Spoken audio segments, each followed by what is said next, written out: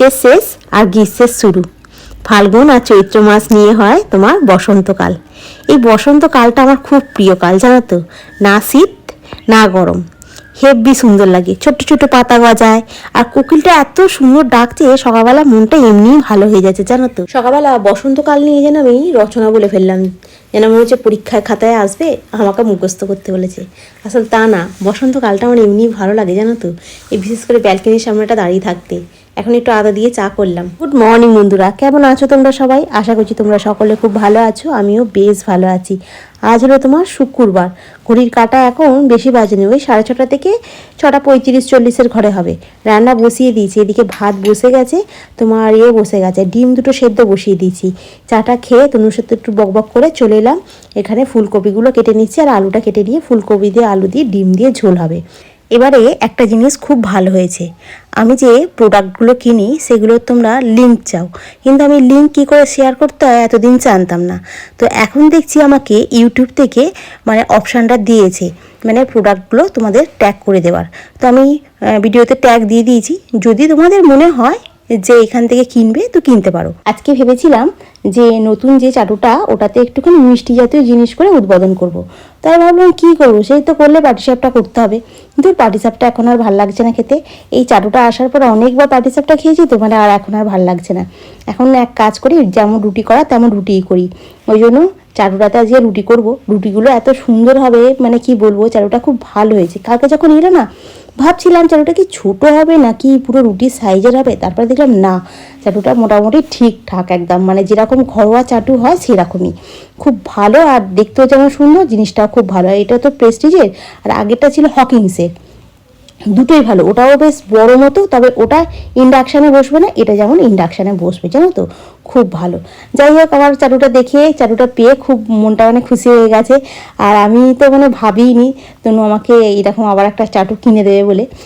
তো কিনে দিয়েছে যেহেতু, আমাকে বলছে খুব খুশি হয়ে গেছে না? আমি বলছি হ্যাঁ, খুব খুশি হয়ে গেছি। বলছে তোমাকে পরে আর একটা কড়া কিনে দেবো, ইন্ডাকশানের কড়াটাও তো আমাদের সেই উঠে যাচ্ছে না, মানে তোমার ইন্ডাকশানে এই কালো কালো এগুলো উঠে যাচ্ছে বলে বলছে তোমায় পরে কিনে দেবো। আর এই দেখো, ফুলকপি দিয়ে আলু দিয়ে তরকারিটা রেডি হয়ে গেছে, তনুকে টিফিনে দেবো আর ভাত দিয়ে দেবো, ব্যাস। উপর থেকে একটু ধনে পাতা ছড়িয়ে দিলাম, একটুখানি গরম মশলা দিয়েছি। আজকে ফুলকপি তরকারিটা খেতে খুব ভালো হয়েছিল, জানো। লেবু নিগড়ে দুপুরবেলা ভাত দিয়ে খেয়েছি, খুব ভালো লাগছিল। ওকে ভাত দিয়ে এসেছি, টিফিনটা গোছানো হয়ে গেছে। আমি বলি দাঁড়িয়ে থেকে কি করব, বরঞ্চ বাসনগুলো সব মেজে নিই। আগের দিনের ব্লগেতে তোমার ঈশিতা চক্রবর্তী বলেছো গিফটটা খুব ভালো হয়েছে। হ্যাঁ, আমারও খুব পছন্দ হয়েছে, জানো। আর এদিকে বাসনগুলো মেজে ধুয়ে নিতে নিতে তনু আবার ওদিকে রেডি হয়ে গেটের সামনে চলে গেছে। আমাকে বলছে আমি আসতে মিছি, কি রে তুই চলে যাচ্ছিস এক্ষুনি, দাঁড়া।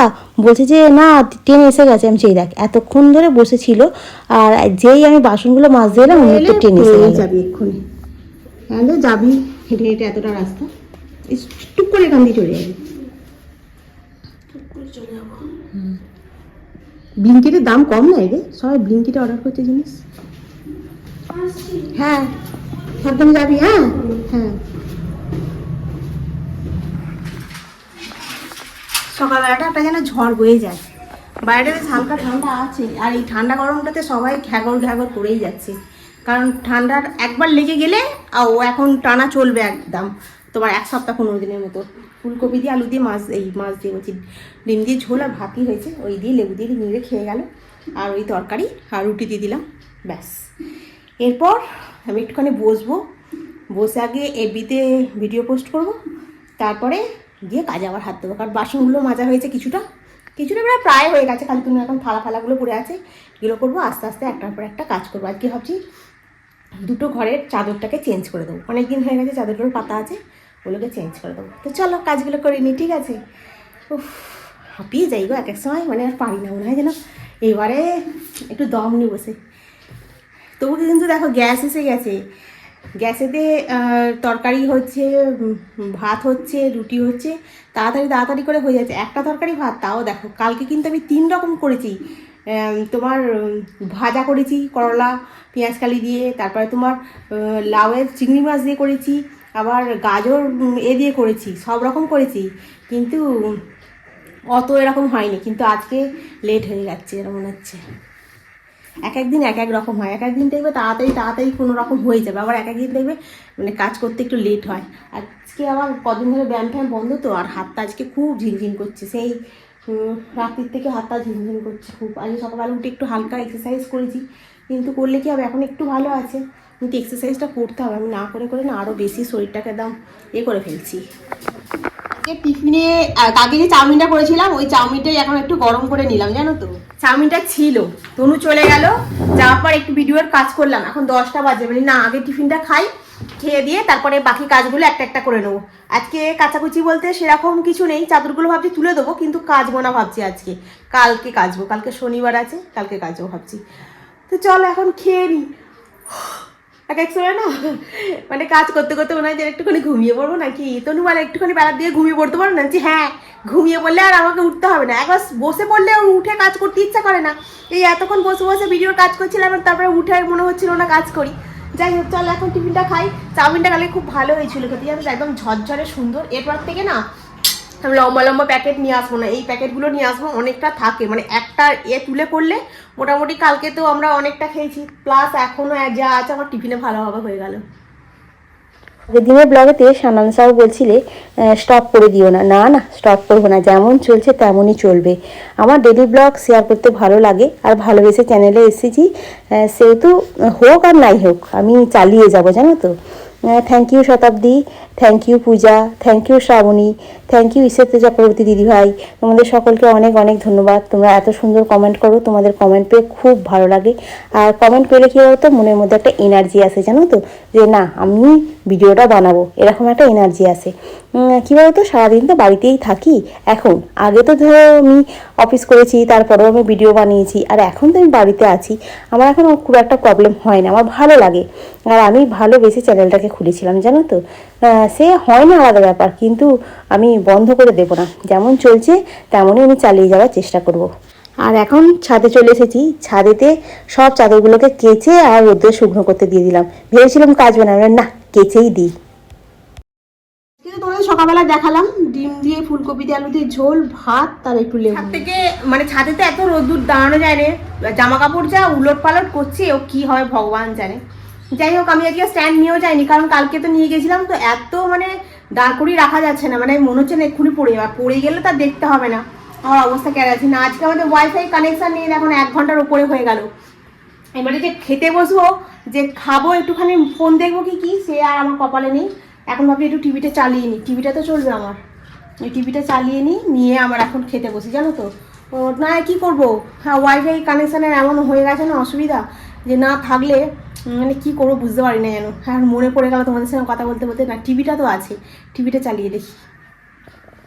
গুড ইভিনিং বন্ধুরা, আজকে রান্নাঘরটা দেখা একটুখানি ফাঁকা ফাঁকা মতো লাগছে না, সামনে নিয়ে আসি ক্যামেরাটা। আর এইটার মধ্যে তোমার রেখেছিলাম সেই আমলকির যে আচারটা এটার মধ্যে রেখেছিলাম, এটা আজকে এতদিনে শেষ হলো, ঠিক আছে, ওই জন্য এটা ধুয়ে নিয়েছি। এর মধ্যে সেই চা পাতা রাখবো, চা পাতাটা ওপরে এই প্লাস্টিকের জায়গাটা রাখবো না, তোমার ওই ওপরে রেখে দেবো, এখানটাতে ভালো লাগবে না দেখতে, এরকম থাকবে। আর এই তরুণ এই জীবনের জায়গাটা এটা ঢুকে যাবে তোমার এই আলুর জায়গায়, নাহলে এটা সবসময় খেয়ে নেবে, মানে আমি খেয়ে মানে যে রেখে দেবো আলাদা করে, কোনো সময় অম্বল হলে গ্যাস হলে একটুখানি গালে দেবো, সে খেতে পারবো না, আমার অম্বল হলে আবার গ্যাস হলে। দাঁড়াও সামনে থেকে দেখাই, এই দেখো এইখানটাতে 2টো করে দিয়েছি, আর 3টে ছিল 2টো করে দিয়েছি। কারণ কি আর মশলার ডিপে বেশি রাখিনি, এখানে এইরকম করে দিয়েছি, এখানটা বেশ ভালো পরিষ্কার মতো হয়ে গেছে। এই বাসনগুলো সব ধুয়ে রেখেছি, এটার মধ্যে মটর কড়াই আছে, বসাবো। কি বলতো এখানটা ফাঁকা করে দিলাম, তাতে কি হলো সুবিধা হলো, মানে দেখতে বেশ ভালো লাগে, তাই না। কিন্তু এরকম মশলাপাতির জায়গাগুলো ঠিক এরকম তাক মতো হবে, হ্যাঁ। আর এখানে ইন্ডাকশনটা এটা নিচেটা আমাদের তেমন থাকবে, এইগুলো সে এরকম তাক সিস্টেম হয় না, একটা তাকে দিয়ে এটা রাখা হলো, একটা তাকে দিয়ে মিক্সার রাখা হলো, আর একটা এরকম বক্স মতো করা থাকবে এখানটাতে। এখানে তোমার মাইক্রো ওভেন বলো, তারপরে তোমার আমার যেটা রয়েছে কি নাম ওটা ভুলে গেছি, ওইটা থাকবে, বেশ ভালো লাগে দেখতে, তাই না, কি সুন্দর গোছানো।